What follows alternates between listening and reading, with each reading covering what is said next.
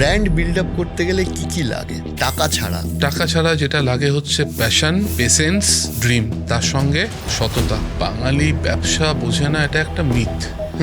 বাঙালির জন্য যেটা সমস্যা হয়, কিছুটা মেন্টালিটি আর কিছুটা হচ্ছে উপযুক্ত পরিবেশ। প্রথম আউটলেটটা আপনাদের কোথায় ছিল? আমরা প্রথম শুরু করেছিলাম 4টে আউটলেট দিয়ে, কাকদ্বীপ, আমতলা, শখের বাজার এবং ঠাকুরপুকুর। মানে শুরুর সেই দিনগুলো, মানে যদি এখন মনে করি সেটা মনে হয় যে সত্যি কি অসাধ্য সাধন না করেছিলাম সেই স্টোরি। 6 বছরের এক্সপিরিয়েন্সে ফুড বিজনেস নিয়ে এক্সপিরিয়েন্স যে যেভাবে ভাববে, একটা অর্ধেক জল ভর্তি গ্লাসকে কেউ বলে যে অর্ধেক ভর্তি, কেউ বলে অর্ধেক খালি, তো সেই রকমই এটার ব্যাপার। তবে হ্যাঁ, এন্টায়ার প্রসেসটা কিন্তু খুব কমপ্লেক্স। টেস্ট অ্যান্ড বাইটের ইউএসপিটা কি? কোয়ালিটি ডিপেন্ড করে কিন্তু প্রথমে তার র মেটেরিয়ালসের উপরে। ওকে, আমরা কিন্তু 100% আমরা সেই কেকটা হুইপ ক্রিমে তৈরি করি, যেখানে ফ্যাট পার্সেন্টেজটা কম, এবং আমাদের স্যাবোরিজ যে আইটেমগুলো তৈরি হয় প্রত্যেকটায়, সেগুলো কিন্তু বেস্ট কোয়ালিটির অয়েল দিয়ে আমরা তৈরি করি।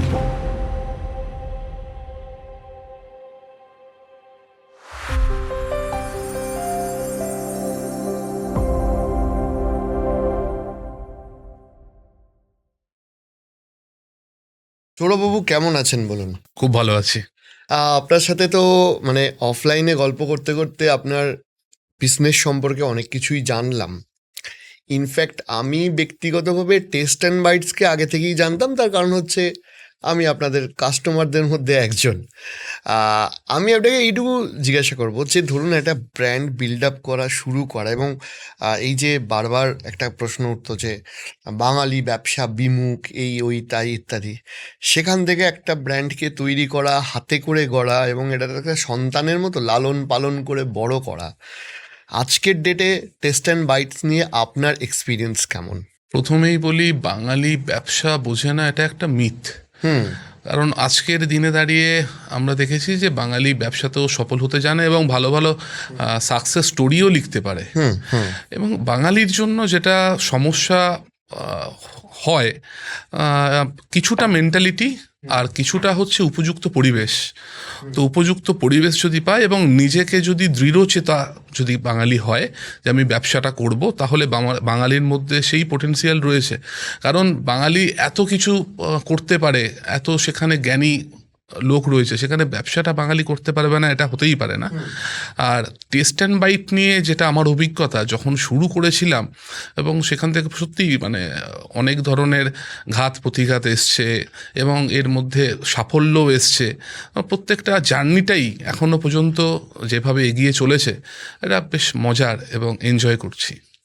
আমি টেস্ট অ্যান্ড বাইটের একদম কিছু বিষয় নিয়ে জিজ্ঞাসা করবো। এক হচ্ছে টেস্ট অ্যান্ড বাইটের ব্যাপ্তি, 2 হচ্ছে টেস্ট অ্যান্ড বাইটের শুরু, এবং 3 হচ্ছে টেস্ট অ্যান্ড বাইটের কনসেপশনটা কিভাবে আপনার কাছে এলো।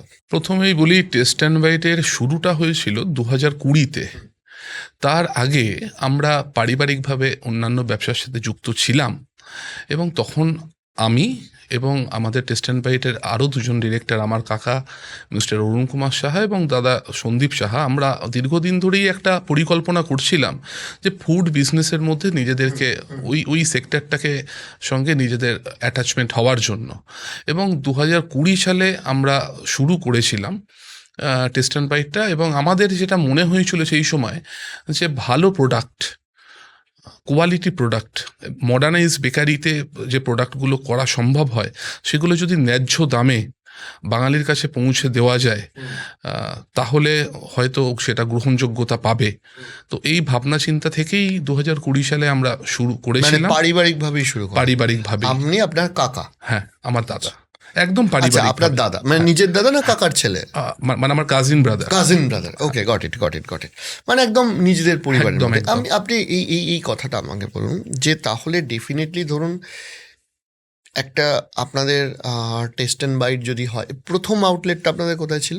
আমরা প্রথম শুরু করেছিলাম 4টে আউটলেট দিয়ে, কাকদ্বীপ, আমতলা, শখের বাজার এবং ঠাকুরপুকুর। শখের বাজার মানে কলকাতা শখের বাজার আর কলকাতার ঠাকুরপুকুর। আর একটা প্রশ্ন আসছে যে এই 4টে ব্র্যান্ড, মানে এই 4টে যে শপ ছিল, এই 4টে আউটলেট কি আপনাদের তখন নিজেদের ছিল না কোনো? না, ফ্র্যাঞ্চাইজি, শুরু থেকেই ফ্র্যাঞ্চাইজি। আচ্ছা, এইটা আপনি আমাকে এই স্টোরিটা বলুন যে ব্র্যান্ড লঞ্চের আগে আপনি ফ্র্যাঞ্চাইজিকে কনভিন্স কি করে করলেন?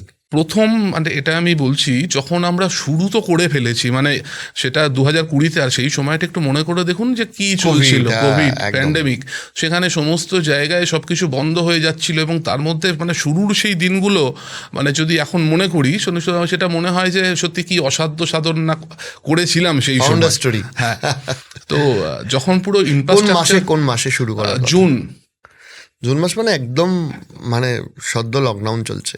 আমি বলছি এই জুন মাসে যে আপনারা স্টার্ট করলেন, আমি আপনাকে থামাচ্ছি যদিও বহুবার, সেটা হচ্ছে যে এই প্ল্যানটা তো ডেফিনেটলি তার আগে থেকে ছিল। হ্যাঁ, তাহলে প্রিপারেশনটা কবে থেকে স্টার্ট হয়েছিল? প্রিপারেশনটা কিন্তু ওই সময় প্রিপারেশনটা শুরু হয়েছিল একদম খুব তাড়াতাড়ি, মানে একদিনের মধ্যে ডিসিশন নিয়েছিলাম যে শুরু করব এখন। কারণ আমরা চিন্তা ভাবনা অনেকদিন আগে ছিল, কিন্তু সুযোগের তো একটা ব্যাপার থাকে, সুযোগটা খুব তাড়াতাড়ি এসে গেছিল। সেই মুহূর্তে আমাদের এলাকায় এই ইন্ডাস্ট্রির সঙ্গে যুক্ত অনেক ছেলে কাজ হারিয়েছিল, তারা যেখানে কাজ করতো। তো অতগুলো তখন আমরা ভাবলাম যে আমরাও তো এরকম কিছু একটা করবার চিন্তা ভাবনা করছি, তো এখনই যদি এটা শুরু করা যায়, এবং রিসোর্স একটা ভালো টিম তো দরকার একটা বিজনেসের শুরু করার জন্য, বিশেষ করে ম্যানুফ্যাকচারিং বিজনেস।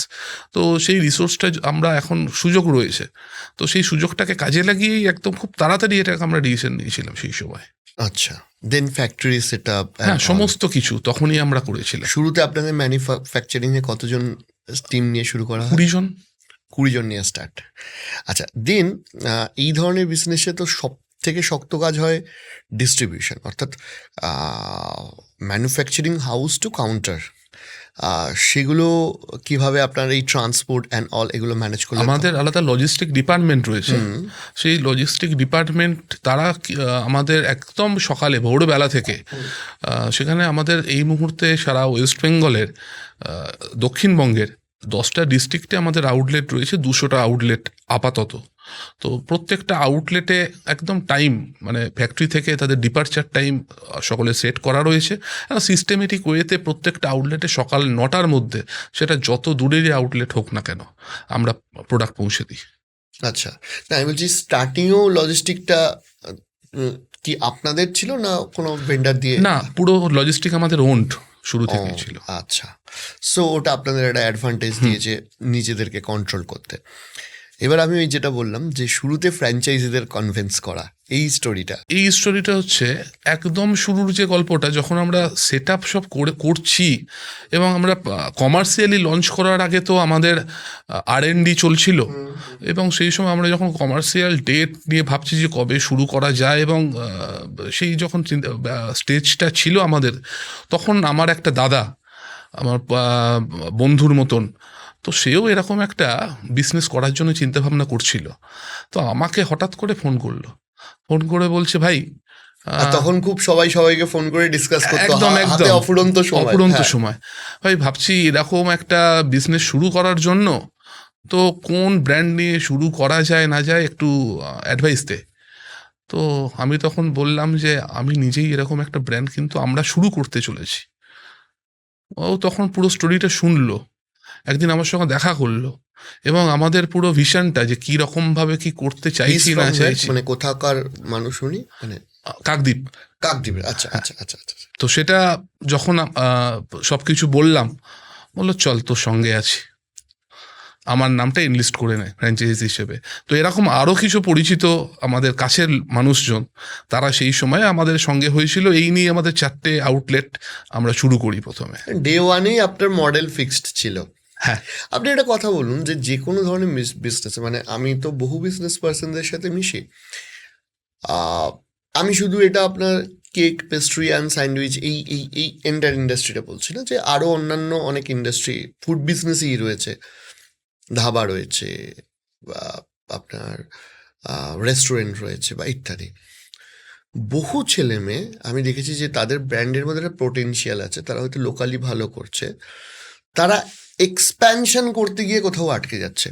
তারা ওই একটা ধরুন আউটলেট আছে, সেখানেই সকালবেলা 7টায় ঢোকে, রাত্রিবেলা 11টা 12টার সময় বেরোচ্ছেন। তার যে পরিশ্রম করছেন না এরকম না, আবার এটাও বাস্তব যে পরিশ্রম করে মানে যে সিচুয়েশনটা এলে একটা বিজনেসকে স্কেল করা যায় সেইটা সে করতে পারছে না। তাহলে আপনারা এই যে মডেলটা বানালেন, এই মডেলটার সময় আপনাদের কি কি ভাবনা চিন্তা ছিল এবং আপনাদের এক্সপ্যানশন প্ল্যানটা কীরকম ছিল, বা কতটা এক্সপ্যানশন প্ল্যান নিয়ে এই বিজনেসটা শুরু? আমি হোমওয়ার্কটা একটু জানতে চাইছি। প্রথম কথা বলছি, মানে যখন বিজনেসটা শুরু করব, বিজনেসের যেটা প্রাইমারি সেটা হচ্ছে প্রোডাক্ট, যে আমরা কি প্রোডাক্ট বানাতে চাই। তো সেখানে আমাদের যেটা অ্যান্সার ছিল এবং নিজেরাই যেটা ঠিক করেছিলাম যে আমরা কোয়ালিটি প্রোডাক্টই বানাবো, এবং সেখানে যে র মেটেরিয়ালসগুলো আমরা ইউজ করব সেগুলো কিন্তু A1 গ্রেড। কারণ আমরা মানুষের কাছে যে খাবার, আমি একজন বাঙালি হয়ে আমাদের বাংলার বুকে ব্যবসা আমরা যখন করছি, সেখানে আমি নিজেদের পরিবার বলেই সকলকে মনে করি, এবং সেই পরিবারের হাতে আমরা কি ধরনের খাবারটা তুলে দেবো, তারা কোয়ালিটি, সেখানে কোনো কম্প্রোমাইজ থাকবে না। তো এই ব্যাপারটা আমরা প্রথমে ঠিক করি। তার সঙ্গে হচ্ছে প্রাইস, যে একটা প্রোডাক্ট, কারণ দেখুন আমরা দেখেছি যে সমাজে আমাদের বিভিন্ন ধরনের মানুষ রয়েছে, এবং সেলিব্রেশনটা শুধুমাত্র মধ্যবিত্ত এবং উচ্চবিত্তরাই করতো। তো সেই সেলিব্রেশনটা কেন যারা একটু দিন আনা দিন খাওয়া মানুষ, তারা সেলিব্রেশনটা কেন করতে পারবে না? তো তাদের জন্য আমরা চিন্তাভাবনা শুরুর দিন থেকেই করেছিলাম যে সেলিব্রেশনটা, জন্মদিনটা সকলের মধ্যে ছড়িয়ে দেওয়ার জন্য। তো এইভাবে যখন আমরা করলাম, এবং প্রাইসটাও কিন্তু মধ্যবিত্তের নাগালের মধ্যে রাখলাম, এবং যাতে প্রত্যেকটা প্রোডাক্ট সকলের মনে হয় যেটা ভ্যালু ফর মানি, কিন্তু সেখানে কোয়ালিটির সাথে কোনো কম্প্রোমাইজ হবে না। এবার আসি আমাদের সাপ্লাই এবং ফ্র্যাঞ্চাইজি। আমরা ব্যবসায়িক তাদের সুযোগ সুবিধা কিভাবে দেব, এবং আমাদের প্রোডাক্টগুলোকে নিয়ে তারা যে বিক্রি করবে তাদের আউটলেটে, এবং একটা ব্র্যান্ডের সমস্ত নিয়ম কানুন মেনে এই ব্যাপারগুলো তাদেরকে ট্রেন্ড করা, এবং যাতে কাস্টমাররা একটা গুড এক্সপিরিয়েন্স হয় আউটলেট থেকে প্রোডাক্ট কিনে যখন বের হচ্ছে, এই সমস্ত ব্যাপারগুলো তাদের সঙ্গে ট্রেন্ড করে, এবং তাদেরও ব্যবসায়িক যে লাভ, সেই লাভের মুখটা যাতে তারা দেখতে পায়, এটাও আমাদের একটা বেসিক নিড। কারণ আপনাকে ভরসা করে যারা পার্টনার হয়েছে, বিজনেস পার্টনার, আমরা যদি মেট্রো সিটির একটা অংশ, আমি যদি মানে পশ্চিমবঙ্গের ক্ষেত্রে আমি যদি খুব ভুল না করি, বালিগঞ্জ বা নিউ আলিপুর, এই ধরনের মেট্রো সিটির, তাও মেট্রো সিটির কিছু অংশ, কলকাতার কিছু অংশ যেগুলো আমি নাম বললাম বা কয়েকটা বলতে পারলাম না, সেগুলো বাদে এন্টায়ার বেঙ্গল প্রচণ্ড প্রাইস সেন্সিটিভ মার্কেট। এখন প্রাইস অ্যান্ড কোয়ালিটি, এইটা কি করে টেস্ট অ্যান্ড বাইট ম্যানেজ করে?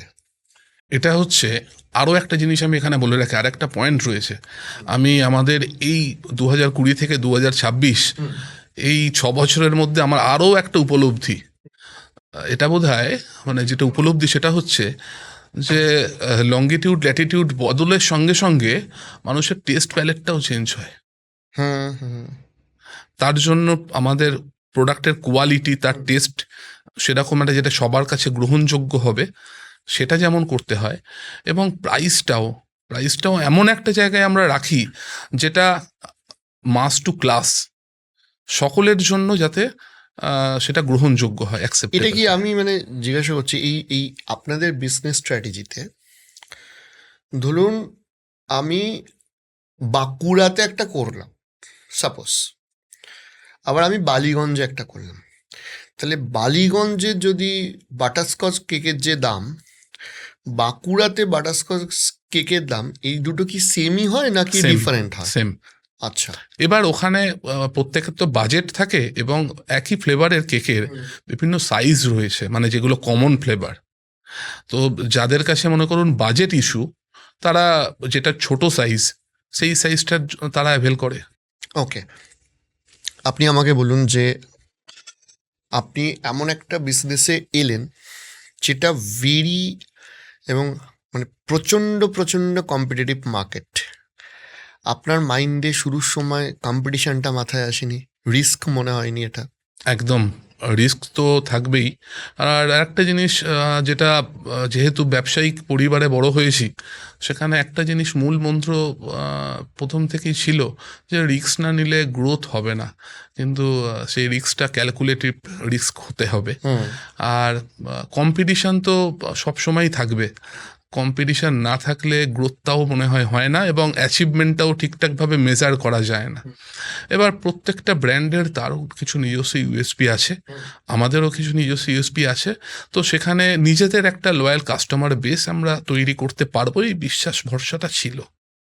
আজকে ডেটে সেটা মনে করছেন আজকের হয়েছে? ডেটে একদম মনে হয় যে হ্যাঁ, সঠিক রাস্তায় বোধহয় এগিয়েছিলাম বা এগিয়ে চলেছি। আমি একটা প্রশ্ন করি আপনাকে, যে এই হাইলি কম্পিটিটিভ মার্কেটে ধরুন, তো রিনাউন্ডও আপনাদের প্রচুর কম্পিটিটর রয়েছেন, এবং যদিও আপনারা নিজেরাও আজকের ডেটে খুবই একটা রিনাউন্ড ব্র্যান্ড।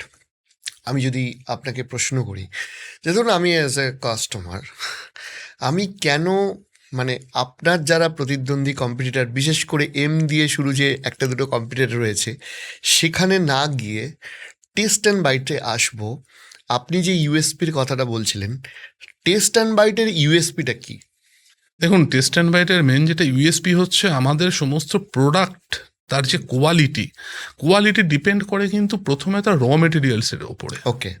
তো র মেটেরিয়ালস আমরা যেগুলো ইউজ করি সেখানে কিন্তু মানুষের স্বাস্থ্য, যেখানে কেকের মধ্যে যে ক্রিম ইউজ করা হয়, আমরা কিন্তু 100% আমরা সেই কেকটা হুইপ ক্রিমে তৈরি করি, যেখানে ফ্যাট পার্সেন্টেজটা কম, এবং এই মুহূর্তে সমস্ত মানুষ কিন্তু স্বাস্থ্য সচেতন। তো সেই জায়গাটা কিন্তু তাদের কথা ভেবেই আমরা তৈরি করি, এবং আমাদের স্যাবোরিজ যে আইটেমগুলো তৈরি হয় প্রত্যেকটায়, সেগুলো কিন্তু বেস্ট কোয়ালিটির অয়েল দিয়ে আমরা তৈরি করি। তো এই ব্যাপারগুলো যাতে মানুষ জানে যে এখানে কোয়ালিটির সাথে কম্প্রোমাইজ হয় না, বেস্ট কোয়ালিটি প্রোডাক্ট, এবং তার সঙ্গে তো টেস্টের তো একটা টুইস্ট রয়েছে, সেই ব্যাপারটাও মানুষের কাছে একটা আলাদা আকর্ষণ। প্রোডাক্ট কোয়ালিটি কিভাবে আপনারা মেনটেন করেন, মানে এই test and all? Product quality maintain করার জন্য আমরা যখন র মেটেরিয়াল প্রকিউরমেন্ট করছি, সেখান থেকে শুরু করে প্রোডাকশন, প্রত্যেকটা জায়গায় কিন্তু আমাদের কোয়ালিটি কন্ট্রোল এবং কোয়ালিটি অ্যাসুরেন্স টিম যারা রয়েছে, এবং আমাদের যারা সমস্ত সুপারভাইজার, সিনিয়র ম্যানেজমেন্ট যারা রয়েছে, তাদের একদম কড়া নজর থাকে প্রত্যেকটা জায়গাতে, যেখানে আমাদের সমস্ত মানে হাইজিন যাতে মেনটেন হয়, এবং কোয়ালিটি যেটা টেস্ট, সেটাও যাতে ঠিকঠাকভাবে থাকে, সেইগুলো একদম সঠিকভাবে সেগুলোকে মনিটর করা হয়। মানে বিজনেস, ফুড বিজনেস চালাতে গেলে অনেকের ক্ষেত্রে মানে ফুড বিজনেস নিয়ে দুটো কনসেপশন আছে। Either food business is very easy, মানে যে কেউ মানে বাড়িতেও খাবার বানাতে পারি আমি, সো এটা দিয়ে ব্যবসা না করার কি আছে। আর একটা হচ্ছে food business is very tough. তা আপনার 6 বছরের এক্সপিরিয়েন্সে ফুড বিজনেস নিয়ে এক্সপিরিয়েন্স কি?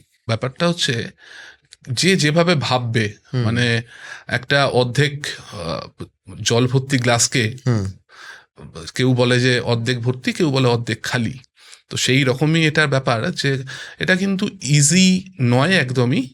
আবার যে টাফ মনে করলে তো কোনো জিনিসে প্রথম থেকে একটু ভয় পেয়ে যায় মানুষজন, হুম। সেরকমও নয়। তবে হ্যাঁ, এন্টায়ার প্রসেসটা কিন্তু খুব কমপ্লেক্স, এবং সেটা ঠিকঠাক বেটার ম্যানেজমেন্ট দিয়ে সেটাকে হ্যান্ডেল করলে তাহলে কিন্তু এখানে সফলতার মুখটা দেখতে পাবে। কারণ এখানে আমাদের প্রথমে র মেটেরিয়ালস প্রকিউরমেন্ট থেকে শুরু করে প্রোডাকশন, ওয়েস্টেজ কন্ট্রোল, সেখানে তার ঠিকঠাক প্যাকেজিং, এবং আউটলেটে যাতে ঠিকঠাক টেম্পারেচারে সেগুলোকে রাখা হয়, প্রোডাক্ট হ্যান্ডেলিং, এই সমস্ত ব্যাপার সেখানে জড়িয়ে রয়েছে। তো পুরো জিনিসটা যদি কেউ ঠিকঠাকভাবে করতে পারে, প্যাশনেটলি করতে পারে, এবং তার কাছে যদি ঠিকঠাক ম্যানেজমেন্ট থাকে, তাহলে এটা করা সম্ভব। ফুড বিজনেসে সাকসেস পাওয়ার জন্য যদি মন্ত্র বা পয়েন্টস আপনাকে করতে হয়, কি কি পয়েন্টস আছে? যে ধরুন কেউ খাবারের ব্যবসা নিয়ে, সেটা যে কোনো খাবার হতে পারে, সেখানে সাকসেসফুল হতে চায়, আপনাকে এসে জিজ্ঞেস করলো, আপনি কি কি বলবেন? Number 1, quality. শুধু তাই নয়, 365 ডেজ এই কোয়ালিটিটাকে মেনটেন করতে হবে। নাম্বার 2, কাস্টমারের ট্রাস্ট বিল্ড আপ করতে হবে। এবং নাম্বার 3 হচ্ছে কাস্টমারের সাথে রিলেশনশিপ তৈরি করতে হবে, যাতে রিপিট কাস্টমারটা আসে।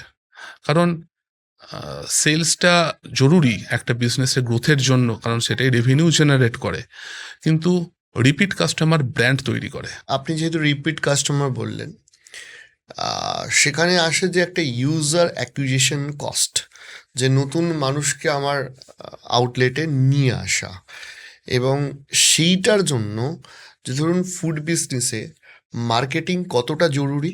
আর 2 নম্বর কথা, যে কোনো ফুড বিজনেসে অন অ্যান অ্যাভারেজ আমি আমার রেভিনিউর কতটা পার্সেন্ট অবধি মার্কেটিংয়ে ইনভেস্ট করতে পারি, কতটা অবধি আমার যে বিজনেস সেন্স বা বাজেট সমস্ত কিছু অ্যালাউ করবে যে এতটা পার্সেন্টেজ তুমি মার্কেটিংয়ে ইনভেস্ট করো? দেখুন, মার্কেটিং ইনভেস্টমেন্টের পার্টটা রয়েছে আজ আমি কোন স্টেজে ইনভেস্টটা করছি, মানে বিজনেস শুরুর সময় নাকি এই বিজনেসের মোটামুটি একটা স্টেবল জায়গায় রয়েছে। তো কারণ মার্কেটিং এমন একটা জিনিস, এটা দরকার পড়েই। কারণ প্রত্যেকটা মানুষের এখন মানে কাস্টমার বদলাচ্ছে, বিভিন্ন এজ গ্রুপ রয়েছে, তো বিভিন্ন এজ গ্রুপের জন্য টার্গেটেড ভাবে সেখানে মার্কেটিং করাটা দরকার। আর जो दिखता है वो बिकता है, এটা তো আমরা সবাই জানি বিজনেসের জন্য। আর সেখানে যেটা বাজেটের ব্যাপারটা, শুরুর সময়ের জন্য একটা বাজেট রাখতে হবে, এবং যখন তার পরবর্তীকালে হ্যামারিংয়ের জন্য কিন্তু একটা নির্দিষ্ট বাজেট সেখানে রাখাটা দরকার, কারণ মার্কেটিং ভেরি ভেরি এসেন্সিয়াল। আপনাদের শুরুটা কোথা থেকে হয়েছিল, মানে টেস্ট অ্যান্ড বাইটের? টেস্ট অ্যান্ড বাইটে শুরু আমাদের ফ্যাক্টরি ডায়মন্ড হারবারে। আচ্ছা, মানে আপনাদের বাড়িও ডায়মন্ড? হ্যাঁ, ডায়মন্ড হারবারে। আচ্ছা, তাহলে এই যে আপনাদের বিজনেস, এটা কি মানে কোনো ফান্ড রেজ করে আপনারা শুরু করলেন নাকি একদমই নিজেদের টাকা থেকে শুরু করলেন? নিজেদের, একদমই নিজেদের, পারিবারিক। আচ্ছা, তো সেক্ষেত্রে তো এই চ্যালেঞ্জটা লাগেনি যে যদি লস মেকিং হয় বা শুরুতে মার্কেটিং, ব্র্যান্ড প্রমোশন এগুলো করতে গেলে তো তাহলে অনেকটা নিজেদের থেকে ইনভেস্টমেন্ট? একদমই, কারণ একদম যে কোনো বিজনেসেই একদম যদি কেউ মনে করে যে প্রথম থেকেই আমি সেখান থেকে আর্ন করব, রেভিনিউ জেনারেট করব, সেটা হয় না। একটা সময় পর্যন্ত কিন্তু দিয়ে যেতে হয়, এবং তারপরেই তুমি সেখান থেকে কিছু এক্সপেক্ট করতে বার্নিং পারো। স্টেজটা কতদিন ছিল? 3 to 4 ইয়ার্স।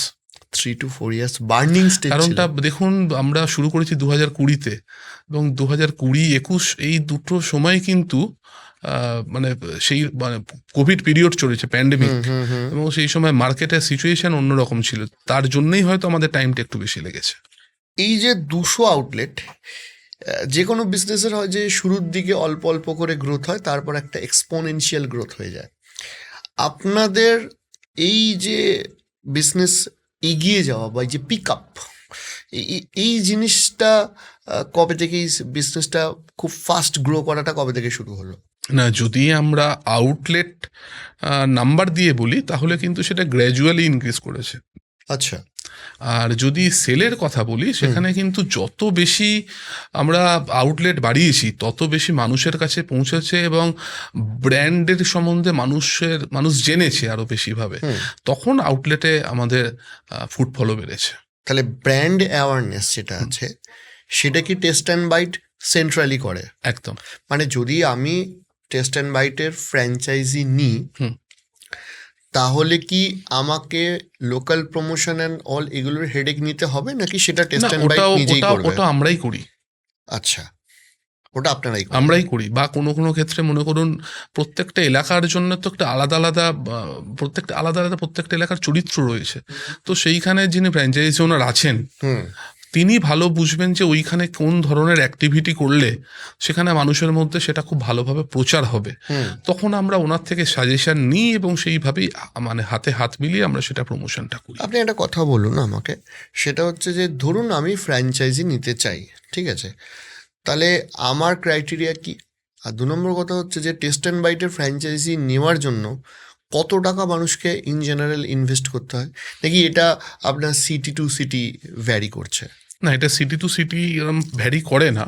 আমাদের যেটা লাগে হচ্ছে 200 স্কোয়ার ফিট দোকান, যাতে মিনিমাম 8 থেকে 10 ফুট ফ্রন্টেজ লাগবে, আর মোর অর লেস ইনভেস্টমেন্ট যেটা হচ্ছে 14 থেকে 15 লাখ টাকা ম্যাক্সিমাম, যার মধ্যে 1 লাখ টাকা হচ্ছে আমাদের সিকিউরিটি ডিপোজিট, আর 1 লাখ টাকা হচ্ছে ব্র্যান্ড ফিস।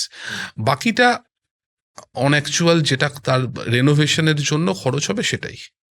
আচ্ছা, এই রেনোভেশন টেস্ট অ্যান্ড বাইটই করে দেয়? টেস্ট অ্যান্ড বাইট ডিরেক্টলি করে না, তার জন্য ভেন্ডার রয়েছে, তারাই করে, সেখান থেকে করে নিতে পারবে। ফ্র্যাঞ্চাইজি ওনারের কর্তব্য কি কি থাকে? ফ্র্যাঞ্চাইজি ওনারের কর্তব্য হচ্ছে প্রত্যেকটা দিন আমাদের যে প্রোডাক্টগুলো সেগুলোকে উনি যেভাবে অর্ডার করেছেন সেইভাবে অর্ডারটাকে রিসিভ করা এবং সেটাকে ঠিকঠাকভাবে প্রত্যেকটা প্রোডাক্ট তার টেম্পারেচার যেরকমভাবে রাখা উচিত সেইভাবে সেটাকে স্টোর করা, ডিসপ্লে করা এবং কাস্টমারের কাছে সেগুলোকে সেল করা। এবং সেলটা করার জন্য তাদেরকে কীভাবে সেল বুস্ট করবে সেগুলো কাউন্টার সেলস পার্সনদেরকে আমরা ট্রেনিং দিই, সেগুলোকে মনিটরিং করি যে কোন আউটলেটে কি অসুবিধা হচ্ছে না হচ্ছে এই ব্যাপারটা। আর ওনার যেটা খরচের মধ্যে যেটা থাকে সেটা হচ্ছে ইলেকট্রিসিটি বিল আর তার সিএসপিদের স্যালারি, রেন্ট, ইলেকট্রিসিটি বিল, হ্যাঁ। স্যালারি, মানে That's all. ওই আউটলেটটা রানিং এক্সপেন্স যেটা থাকে। আচ্ছা, আর একটা বিষয় হচ্ছে যে এখানেও একটা প্রশ্ন আসে, যে আমি তো আপনাকে কাস্টমার হিসেবে জিজ্ঞেস করলাম, আমি এবার একজন বিজনেস পার্টনার হিসেবে যদি জিজ্ঞেস করি যে কেন আমি টেস্ট অ্যান্ড বাইটসের ফ্র্যাঞ্চাইজি নেব ইনস্টিড অফ আদার যে ব্র্যান্ডগুলো রয়েছে সেগুলো না নিয়ে, আপনি আমাদেরকে কতটা, আমি যদি ফ্র্যাঞ্চাইজি ওনার হই তাহলে আপনি আমাদেরকে কোন কোন দিক থেকে কতটা প্রফিট দেবেন যে আমি অন্য কোনো কোম্পানি না দেখে আপনার ফ্র্যাঞ্চাইজি নেবো? জিনিসটা হচ্ছে টেস্ট অ্যান্ড বাইটের ফ্র্যাঞ্চাইজি, যেখানে অন্যান্য ব্র্যান্ডের যদি কোনো রেপুটেড ব্র্যান্ডের কেক শপ করতে গেলে সেখানে এস্টাবলিশমেন্ট যা কস্ট তার থেকে আমাদের কস্টটা অনেকটাই কম। দুই, আমাদের যে প্রোডাক্ট কোয়ালিটি এবং কাস্টমারকে দিয়ে তাদের থেকে যে এক্সপিরিয়েন্স সেটাও কিন্তু ম্যাটার করে এবং আমরা যেটা প্রফিট মার্জিন দিচ্ছি সেটাও কিন্তু একজন বিজনেসের যারা করতে চাইছে সেকেন্ডারি বিজনেস তাদের জন্য প্রফিটেবল। হুম। তার সমস্ত এলাকায় তার মার্কেটিং করার জন্য যা কিছু support through out the year এগুলোও আমরা করে থাকি এবং ট্রেনিং করে থাকি। ফ্র্যাঞ্চাইজিদের ধরুন যদি এরকম ঘটে যে কোথাও কোথাও নতুন আউটলেট মানে খুলেছে, নতুন অনেক মানুষ জানেন না, সেখানে যদি ধরুন দেখা গেল যে কিছু কেকস অ্যান্ড অল বা স্যান্ডউইচ বা পিৎজা যে কোনো কিছু হতে পারে, যে সেগুলো কিছুদিন বিক্রি হলো না, হয়তো এক্সপায়ারি ডেট পেরিয়ে গেল, তখন কি সেটা ফ্র্যাঞ্চাইজি ওনারের লস হয় নাকি না, কোম্পানি সেটা ওগুলো আমরা রিটার্ন নিজে নিয়ে নিই, return ওটা করে? ওটা সারা বছরের জন্যই। কারণ দেখুন আমাদের এগুলো তো পেরিসেবল প্রোডাক্ট, তো সেখানে কিন্তু বোঝাটা সম্ভব না যে কোন ডেটে কত কি সেটা সেল হবে না হবে। তো সেটা আমরাও যখন প্রোডাকশন করি সেটাও অ্যাজাম্পশনের বেসিসে, আর যখন সেটা ফ্র্যাঞ্চাইজি ওনারও সেটা তার এসকিউ মেনটেন করেন সেটাও কিন্তু অ্যাজাম্পশন। এবার সেইখানে দাঁড়িয়ে আমাদের প্রত্যেকটা প্রোডাক্টেরই সেলফ লাইফ রয়েছে, তো সেলফ লাইফ যখনই পেরিয়ে যাচ্ছে এক্সপায়ার প্রোডাক্ট সেগুলো আমরা রিটার্ন নিয়ে নিই। আপনি এবার আমাকে বলুন যে একটা ব্র্যান্ড বিল্ড আপ করতে গেলে কি কি লাগে টাকা ছাড়া? টাকা ছাড়া যেটা লাগে হচ্ছে প্যাশন, পেশেন্স আর ড্রিম, আর তার সঙ্গে সততা। এবার আপনি একটা কঠিন কোশ্চেন করি, যেটা হয়তো আপনাকে ফর্চুনেটলি ফেস করতে অতটা হয়নি।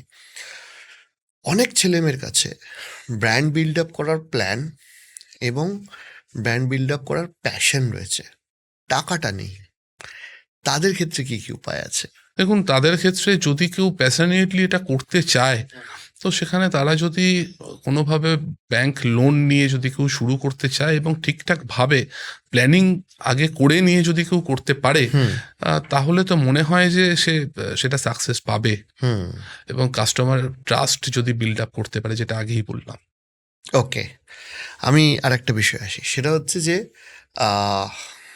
যে কোনো বিজনেসে, ফুড বিজনেসে সব থেকে শক্ত কাজ হয় হচ্ছে ফুড কস্টিং মেনটেন করা, বা বিজনেসের বিভিন্ন ক্ষেত্রে এই যে বিজনেস অ্যাকাউন্টস রয়েছে সেখানে প্রপারলি পার্সেন্টেজ মেনটেন করা। অর্থাৎ আমার র মেটেরিয়াল কস্ট কত হবে, আমার এমপ্লয়ি কস্ট কত হবে, আমার মার্কেটিং বাজেট কত হবে, ইভেন টু সাম এক্সটেন্ট আমার ডিস্ট্রিবিউশন কস্ট কীরকম হবে।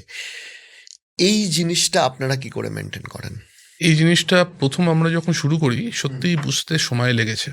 আচ্ছা। তবে একটা সময় পরে গিয়ে তখন সেই জিনিসটা আমরা মোটামুটি একটা প্রোফর্মা রেডি করে রেখেছি যে কি হতে পারে। আচ্ছা, এবং যেহেতু সেই এক্সপিরিয়েন্সটা আপনাদের হয়ে গেছে গ্যাদার করার হ্যাঁ, পরে হ্যাঁ। এবং একটা প্রোডাক্টের মনে করো র মেটেরিয়ালস কস্ট, সেটার প্রোডাকশন কস্ট, সেটার প্যাকেজিং কস্ট এবং তার সঙ্গে সঙ্গে আদার্স যে কস্টগুলো থাকে সেইগুলো করার পরে আমরা সেগুলোর সঙ্গে সঙ্গে আরেকটা জিনিস মাথায় রাখতে হয় যে মার্কেটে এটা কি দামে গেলে তখনই সেটা কাস্টমারের কাছে অ্যাকসেপ্টেবল হবে। হুম। এই ব্যাপারটা কিন্তু সবচেয়ে বেশি ইম্পর্টেন্ট। তো সেই সব কিছু ভাবনা চিন্তা করেই আমরা প্রোডাক্টের প্রাইসিংটা রাখি আর কি। আপনারা রাখেন। ফিউচারে এই ব্র্যান্ডটাকে নিয়ে আপনার কি কি প্ল্যান আছে? ফিউচারে দেখুন, আমি বললাম যে আমাদের এই মুহূর্তে 10টা ডিস্ট্রিক্টে আমরা কোন কোন জেলায় পেনিট্রেট আছে করেছি। আপনাদের?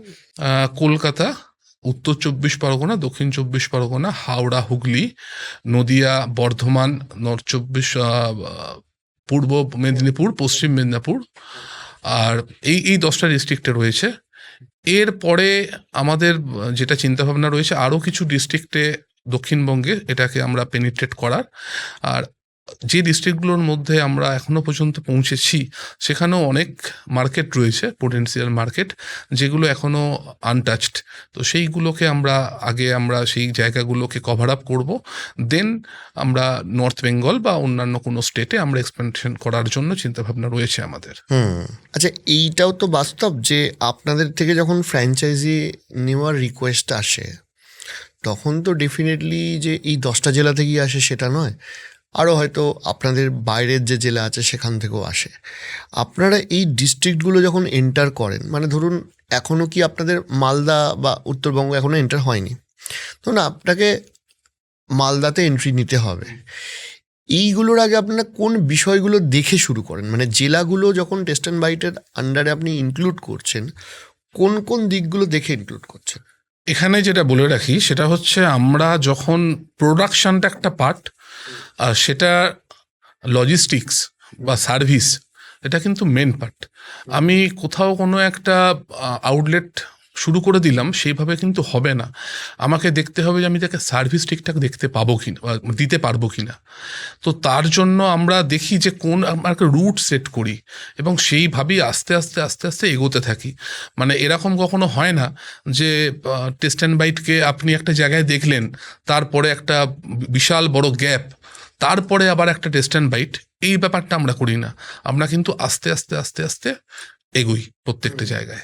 বিজনেসে আপনারা 3জন ডাইরেক্টর, মানে আমি যদি ধরে নিই 3জন পার্টনার আছে, বিজনেসের সব থেকে শক্ত জিনিস হচ্ছে হোয়াট টু ডু, এর থেকেও বড় বিষয় হচ্ছে হোয়াট নট টু ডু। এই যে 3জন পার্টনারের যে কাজের ভাগ বা একে অপরের অপারেশনে মাথা না গলানো বা 3জনের আন্ডারস্ট্যান্ডিং, এইটা কি করে মেনটেন করছেন? এটা খুব হচ্ছে গুরুত্বপূর্ণ পার্ট। একদমই গুরুত্বপূর্ণ। এখানে ব্যাপারটা হচ্ছে, আমরা তো 3জনই ফ্যামিলি মেম্বার। আর এখানে পার্টনার ব্যাপারটা এটা হয়তো পেপারস ওয়ার্ক বা এইরকমই কিছু। এখানে আমি দাদা কাজ করি, আমার কাকা শ্রদ্ধার মানুষ, উনি আমাদেরকে গাইড করেন। আর কাজের ভাগ বলতে এটা আমরা নিজেরাই জানি যে কোন কাজটা আমরা করি না করি, এবং সেটা ওই রকম ঠিক না। মানে আমার হয়তো কোনো কাজ করতে গেলে সেখানে আমার মনে হচ্ছে যে এখানে কিভাবে করব, আমার একটু সেটাকে নিয়ে ডিসকাশন করার দরকার রয়েছে। আমরা নিজেদের মধ্যে আলোচনা করে নিই সেই ব্যাপারটা। আপনি কি কি দেখেন এই ব্র্যান্ডে? আমি মোটামুটি প্রোডাকশনের কিছু পার্ট দেখি, মার্কেটিংয়ের ব্যাপারগুলো দেখি, পারচেস দেখি। ওকে, ওকে। ব্র্যান্ড এখন কি জায়গায় আছে বলে আপনার মনে হয়, এবং এটার পোটেনশিয়াল বা প্রবাবিলিটি কত? দেখুন, ব্র্যান্ড এই মুহূর্তে আমরা সবেমাত্র 6 বছর তো শুরু করেছি। তো এই মুহূর্তে আমরা অনেক মানুষের কাছে পৌঁছেছি, কিন্তু আরও অনেক অনেক বেশি পথ কিন্তু আমাদের হাঁটা বাকি, অনেক বেশি মানুষের কাছে আমাদের পৌঁছানো বাকি। তো আশা করি আরও বেশি মানুষের কাছে আমরা যাতে পৌঁছতে পারি, সেই মতনই আমরা কাজ করে চলেছি। যে কোনো বিজনেসে একটা বিষয় হচ্ছে যে প্রোডাক্ট R&D। ওকে, সো এই প্রোডাক্ট রিসার্চ ডেভেলপমেন্ট টিম, এগুলো কিভাবে আপনারা বানান? প্রোডাক্টের রিসার্চ ডেভেলপমেন্ট টিম আলাদা রয়েছে। এখানে তো ইনোভেশন সবসময় করে যেতে হয়, এটা একটা কন্টিনিউয়াস প্রসেস। তো এইটা করার জন্য আমাদের কিছু জিনিস মাথায় রাখতে হয়, সেটা হচ্ছে মার্কেটের ডিমান্ড কী, সিজনাল কিছু ডিমান্ড থাকে, এবং সেখানে কাস্টমার কি চাইছে সেটা যেমন রয়েছে, এবং বিভিন্ন ফ্র্যাঞ্চাইজি আউটলেট যারা চালাচ্ছেন তাদেরও মতামত আমরা নিই, এবং সেই মতন আমাদের নিজস্ব এটা কি কোনো ইনোভেশন। মানে ফরম্যাট মেনটেন করে নেন নাকি এটা অর্গানিক্যালি হয়? এটা অর্গ্যানিক্যালিই হয়। আচ্ছা, আচ্ছা।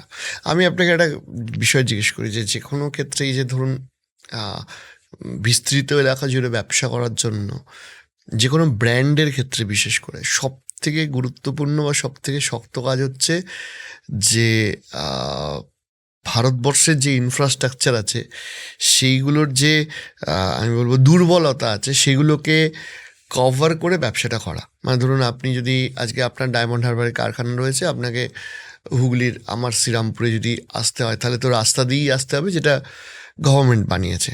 সবে একটা নতুন পশ্চিমবঙ্গ সরকার এসছে। বলা হতো যে আগে যে বাঙালির হয়তো ততটাও বিজনেস সুলভ পরিবেশ নেই যতটা হওয়া উচিত ছিল, বা যতটা হলে আরও গ্রো করতে পারতো। আপনার এই নতুন যে সরকার রয়েছে, একজন ব্র্যান্ড ওনার হিসাবে তাদের থেকে এক্সপেকটেশন কি? আর 2 নম্বর বিষয় হচ্ছে সরকারি সিদ্ধান্ত বা সরকারি পলিসি আপনাদের মতো যারা বিজনেস ওনার আছে তাদের গ্রোথে কতটা ফ্যাক্টর? দেখুন, সরকারের যেগুলো নীতি সেইগুলোর ওপরই তো সব কিছু ডিপেন্ড করেই থাকে। তো নতুন সরকারের কাছে আমাদের যেটা চাহিদা বা তাদের কাছ থেকে আমরা যে যে জিনিসগুলো আশা করছি সেটা হচ্ছে এই সরকার একটা ভালো ইকোসিস্টেম তৈরি করুক, যেটা বিজনেসের জন্য দরকার। যে জায়গাগুলো আগে বিগত দিনে আটকে ছিল বা যেগুলো বিভিন্ন ব্যবসার ক্ষেত্রে বিভিন্ন প্রতিবন্ধকতা এনেছিল, সেগুলো বিস্তারিত না বলেই আমি বলছি যে সেখানে যাতে আরও বেশি কর্মসংস্থান হতে পারে এবং কর্মসংস্থানের জন্য আরও বেশি কলকারখানা তৈরি হতে পারে, তার জন্য যা যা কিছু করার দরকার সেইগুলোকে সরকারকে একটু দেখতে হবে। আর তার সঙ্গে রাস্তাঘাটের যে উন্নয়ন, আরও চওড়া রাস্তাঘাট করতে হবে, যাতে কিনা সমস্ত জায়গায় মানে অ্যাক্সেসটা আরও বেশি কম সময়ে হয়। এই ব্যাপারগুলো যদি সরকার দেখে, আশা করি আগামী দিনে পশ্চিমবঙ্গ আরও অনেক দূরে এগিয়ে যাবে। নেগেটিভ রিভিউকে কী করে হ্যান্ডেল করেন? কারণ ফুড বিজনেসে তো নেগেটিভ রিভিউ থাকবেই। আসতেই পারে, কারণ দেখুন পজিটিভ যখন রিভিউ আসে সেটা যেমন আমাদেরকে অনেক বেশি উৎসাহ দেয়, আমরা আনন্দ পাই। তো নেগেটিভ যখন আসে সেটা কিন্তু আমাদের উন্নতির সুযোগ। আমাদের ভুলভ্রান্তি হতেই পারে, তো সেইগুলো যদি মানুষ কি চাইছে এবং কোন জায়গাটায় আমাদেরকে পরিবর্তন করতে হবে, সেইগুলোই নেগেটিভ ফিডব্যাকের মাধ্যমে আমাদের কাছে আসে এবং সেইগুলোকে আমরা পর্যালোচনা করে আমরা সেগুলোকে নিজেদেরকে রেকটিফাই করি, যদি রেকটিফাই করার সুযোগ থাকে বা করতে হয়। ফুড ডেলিভারি প্ল্যাটফর্মগুলো নিয়ে ওভারঅল ভারতবর্ষেরই যত রেস্টুরেন্ট আছে, যে কোনো অ্যাপার্ট ফ্রম এনি স্টেট, তাদের একটা অসন্তোষ দেখা যাচ্ছে যে এরা একটা হিউজ পরিমাণ অফ পার্সেন্টেজ কেটে নিয়ে যাচ্ছে। বা অনেক ক্ষেত্রে এই অ্যালিগেশনটাও লাগছে যে ফুড ডেলিভারি অ্যাপের জন্যই বহু রেস্টুরেন্ট বন্ধ হয়ে যাচ্ছে। ফুড ডেলিভারি প্ল্যাটফর্মগুলো তাদের পার্সেন্টেজ কাটা এবং ব্র্যান্ড হিসেবে তাদের সাথে আপনাদের ডিল করা, আপনাদের এক্সপিরিয়েন্সটা কেমন? দেখুন, এটা তো যুগের চাহিদা, তো সেই মতন এটা আসবেই। কিন্তু এরা যে পদ্ধতিতে কাজ করছে এটার মধ্যে যদি একটু ক্ল্যারিটি থাকে সেখানটায় সেগুলো ভালো হবে, কারণ তাতে আলটিমেটলি সাধারণ মানুষ সেখানটায় সুযোগ পাবে। কারণ সেখানে আমরা দেখতে পাচ্ছি যে অফলাইনে আমরা যে প্রাইসগুলো রাখি সেইগুলোর থেকে অনলাইনে প্রাইস অনেক বেশি রাখতে হয়, কারণটা এই অনলাইন যে প্ল্যাটফর্ম যেগুলো রয়েছে এটা হিউজ পার্সেন্টেজ কিন্তু কাটছে। এবার এখানে একটা আমাদের জন্য যেটা প্রবলেম হয়, যদি কোনো কাস্টমার ডিরেক্টলি আমাদের আউটলেটে আসে, তার সঙ্গে কিন্তু একটা বন্ডিং আমরা তৈরি করতে পারি এবং কাস্টমার কি চাইছে সেটা জানতে পারি, এবং কাস্টমারও কিন্তু তার সে যেটা চাইছে সেটাকে কথাবার্তার মাধ্যমে তার হাতে আমরা তুলে দিতে পারি, তাকে সাজেস্ট করতে পারি, যেটা কিন্তু অনলাইন ডেলিভারিতে হবে না, কোনোদিনই হয় না। আর এই জিনিসগুলো মানে মিক্সড বলতে পারেন, কারণ এটাকে যেভাবে ইউজ করবে টুলস সেইভাবেই চলবে। আচ্ছা, ফুড বিজনেসে আর একটা বিষয় থাকে, সেটা হচ্ছে যে আমি কাউকেই অপমানিত করতে চাইছি না, কিন্তু এটা বাস্তব যে অনেক ক্ষেত্রে দেখা যায় যে ওই বিল কাটা, রিসিভ করা, এগুলোতে অনেক সময় ফাইন্যান্সিয়ালি গড়বড় হয়ে যায়। যে হয়তো কোনো খাবারের বিক্রি হলো কিন্তু সেটার বিল হলো না। তো এই যে টোটাল সেলস রিপোর্ট আর যে প্রোডাকশন, এই প্রসেসগুলো আপনারা মেনটেন করেন কি করে? এটার জন্য আমাদের একটা টিম ডেডিকেটেড রয়েছে, তারা এইগুলোকে ফলো আপ করে। এবং তার মধ্যে যদি কোথাও এরকম কিছু হয়, কারণ দেখুন কাজ করতে গেলে তো ভুলভ্রান্তি হতে পারে কোনোভাবে কারোর নজর এড়িয়ে হতে পারে। তো সেটা যদি ম্যাক্সিমাম ক্ষেত্রেই এটা আমরা পরবর্তীকালে তখন যখন ওরা চেক করে সেগুলোকে ধরা অডিট টিম পড়ে, আপনাদের আছে। অডিট টিম এই রয়েছে। ব্র্যান্ডটা তৈরি করতে গিয়ে আপনার কাছে সব থেকে বড় চ্যালেঞ্জ কি কি এসছে? এটার চ্যালেঞ্জ হচ্ছে প্রথম দিকে যেটা ছিল যে কোভিড সিচুয়েশনের মধ্যে বিভিন্ন ভেন্ডারদেরকে থেকে আমাদের যে সাপ্লাই, সেই সাপ্লাইগুলো ঠিকঠাক পাওয়া, এবং পরবর্তীকালে সেইগুলো যেমন অসুবিধা হয়নি। আবার বিভিন্ন মানুষের কাছে আমরা নতুন ব্র্যান্ড হিসেবে যখন গেছিলাম, তো মানুষ চিনতো না। তো তাদের কাছে নিজেদের ট্রাস্ট বিল্ড আপ করা, এই জিনিসগুলো কিন্তু বিভিন্নভাবে এছাড়া তো আরও বিভিন্ন আহ, একটা ফ্যাক্টরি যখন চালু করার ক্ষেত্রে যখন চলে, তখন সেখানে আরও বিভিন্ন প্রতিবন্ধকতা আসে। এবং দেখুন বিজনেস করতে গেলে বিভিন্ন রকম চ্যালেঞ্জ তো আসবেই, এবং সেই চ্যালেঞ্জগুলো বেটার ম্যানেজমেন্ট করে সেগুলো ওভারকাম করাই তো আমাদের কাজ। আপনাকে একটা বিষয় জিজ্ঞেস করি, সেটা হচ্ছে যে যে কোনো ধরুন আজকের ডেটে ভারতবর্ষে তো একটা স্টার্ট আপ কালচার চলছে। এবার এই স্টার্ট আপ কালচারগুলোর সব থেকে বড় সমস্যা হচ্ছে এই স্টার্ট আপগুলোর রেভিনিউ নিয়ে প্রচুর কথা হয়, বাট এই স্টার্ট আপগুলোর প্রফিটেবিলিটি এবং সব থেকে গুরুত্বপূর্ণ প্রশ্ন, বিং আ ইনভেস্টর, আমার যেটা অদ্ভুত বা একটু চিন্তিত আমরা বোধ করি যে এই স্টার্ট আপগুলোর পাথ টু প্রফিটেবিলিটি, অর্থাৎ কোন পথে আমি প্রফিটেবল হব, সেইটাও অনেক সময় ক্লিয়ার থাকে না। টেস্ট অ্যান্ড বাইটের কাছে যদিও আপনারা ইনভেস্টার নেননি, স্টিল আমি জিজ্ঞাসা করছি, এই প্রফিটেবিলিটি এবং পাথ টু প্রফিটেবিলিটি এই দুটো কি ক্লিয়ার? একদমই আর এখন কি টেস্ট অ্যান্ড বাইট প্রফিটেবল না নেক টু নেক পজিশনে গেছে? Profitable company. আপনারা কি ফিউচারে ইনভেস্টমেন্টকে ওয়েলকাম করবেন, নাকি আপনারা মনে করছেন যে কোম্পানির যে রেভিনিউ আছে সেটা দিয়েই গ্রোথ করার জন্য যথেষ্ট? কোম্পানির যে রেভিনিউ আছে সেটাই যথেষ্ট। ওকে, আমি যদি জিজ্ঞেস করি যে টেস্ট অ্যান্ড বাইট এই ব্র্যান্ডটা নিয়ে হয়তো আজ থেকে 10 বছর বাদে বা 20 বছর বাদে আপনার গোল কি, স্বপ্ন কি? ন্যাশনালাইজড ব্র্যান্ড বানানো টেস্ট অ্যান্ড বাইটকে, যেটা এই মুহূর্তে শুধুমাত্র পশ্চিমবঙ্গের কয়েকটা ডিস্ট্রিক্টের মধ্যে সীমাবদ্ধ রয়েছে, সেটা আস্তে আস্তে সারা পশ্চিমবঙ্গ এবং তারপরে পশ্চিমবঙ্গের বাইরে প্যান ইন্ডিয়ায় যাতে টেস্ট অ্যান্ড বাইট বিজনেসটা করতে পারে, টেস্ট অ্যান্ড বাইট মানুষের কাছে পৌঁছে যেতে পারে, সেটাই আমাদের গোল। তার জন্য প্ল্যান অ্যান্ড অল এগুলো কি আপনাদের তৈরি? একদমই, ধাপে ধাপে সমস্ত কিছু আমরা এগোচ্ছি। বিজনেস পার্টনার কি করে বাছেন, মানে কাকে ফ্র্যাঞ্চাইজি দেবেন আর কাকে দেবেন না, এটা কি করে সিলেক্ট হয়? এটা আমরা দেখি, মানে একটা লোকেশনের জন্য মনে করুন বিভিন্ন আহ, লোক আসছে আমাদের কাছে একই লোকেশনের জন্য, তারা ফ্র্যাঞ্চাইজি নেওয়ার জন্য। তো তাদের সঙ্গে আমরা প্রত্যেকের সঙ্গে কথা বলি, কথা বলার পরে আমরা দেখি যে সত্যি বিজনেসটা কে করতে চাইছে। অনেকে আছে জাস্ট ইনভেস্ট করলাম, ও সাইড বাই সাইড চলুক, কিন্তু সেটার থেকে প্যাশনটা কার মধ্যে রয়েছে, কে বিজনেসটা ভালো বোঝে, এবং কার জন্য সত্যি বিজনেসটা করাটা জরুরি, এবং টেস্ট অ্যান্ড বাইট কার হাত ধরে আরও বেশি করে সেই অঞ্চলের মানুষের কাছে পৌঁছতে পারবে।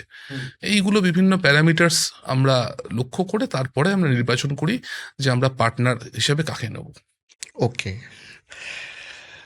আমি জিজ্ঞাসা করছি যে ধরুন প্রত্যেকটা মানুষের তার নিজস্ব ব্র্যান্ডের সাথে বিভিন্ন টাচি বা ইমোশনাল স্টোরি থাকে, আপনার ক্ষেত্রে কিছু আছে? দেখুন, মানে ওরকমভাবে কোনো একটা স্টোরি তো ওরমভাবে বলা যাবে না। মানে আমাদের এখানে প্রত্যেকটা দিনই এক একটা চ্যালেঞ্জ আসে, সেগুলো যদি বলতে হয় তো প্রত্যেকটা দিন স্টোরি তৈরি হয়। তো আলাদা করে যেটা মনে হয় যে শুরুর দিনগুলোর কথা বারবার ধরে ফিরে আসে, যখন আমাদের পরিচিতি ছিল না, সেই সময় যারা আমাদের সঙ্গে এসছিল, ভরসা করেছিল, সেই ভরসার হাতগুলো আমাদের সঙ্গে তখন পেয়েছিলাম বলে সেই হাতের সংখ্যা আজও বেড়ে চলেছে। ডেফিনেটলি।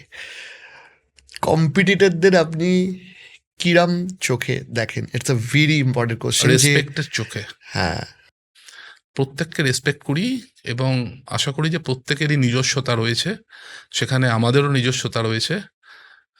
সেইভাবেই আমরা প্রত্যেককে দেখি। আচ্ছা, একজন ফাউন্ডারের রুটিন কি আপনার ক্ষেত্রে? আর ৫টা মানুষের যেরকম হয়, তো সেখানে ফ্যামিলি টাইম রয়েছে, সেখানে বিজনেসের জন্য ডেডিকেটেড টাইম রয়েছে। ফ্যামিলি টাইমের সময় পান? হ্যাঁ, পাই, মানে অল্প পাই, হুম। কিন্তু বার করে নিতে হয় আর কি, চুরি করতে হয়। নাহলে তো ফ্যামিলির তরফ থেকে অভিযোগ আসবে। ডেফিনেটলি। অনেকটা ধন্যবাদ। আমি লাস্ট আপনাকে জিজ্ঞাসা করব যে আপনি একটা ব্র্যান্ড তৈরি করছেন বাংলার বুক থেকে দাঁড়িয়ে, এবং আপনি ডেফিনেটলি যেটা বললেন যে ন্যাশনালের স্বপ্ন দেখছেন। আগামীতে বাঙালির শিল্প সম্ভাবনা বা শিল্পপতি হওয়ার সম্ভাবনা আপনি কতটা দেখছেন? অনেকটাই, কারণ এই মুহূর্তে বাঙালি মানে ওভারঅল মানে সমস্ত জেন জি, যাদেরকে এখন যে জেনারেশন, তারা কিন্তু অনেকটা অ্যাডভান্সড। তারা কিন্তু ওই গতানুগতিক যে ধ্যান ধারণা নিয়ে এতদিন মানুষ চলতো, তার বাইরে গিয়ে তারা ভাবছে। এবং শুধুমাত্র একটা জিনিসের জন্য যেটা এতদিন আটকে ছিল, শিল্পের সম্ভাবনা, সেই জায়গাগুলো মনে হয় আগামী দিনে অনেকটা চেঞ্জ হয়ে যাবে এবং বাঙালি অনেকটা এগোবে, মানে সারা ভারতের বুকে একটা আলাদা আইডেন্টিটি তৈরি করে ফেলবে বিজনেসের জন্য।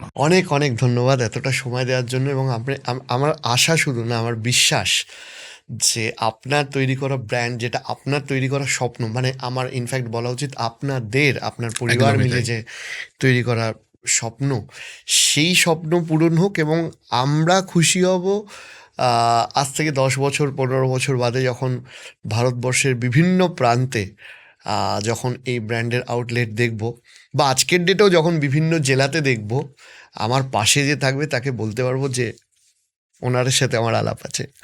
ধন্যবাদ। থ্যাংক ইউ সো মাচ আজকে আসার জন্য, এতটা সময় দেওয়ার জন্য। ভালো থাকবেন।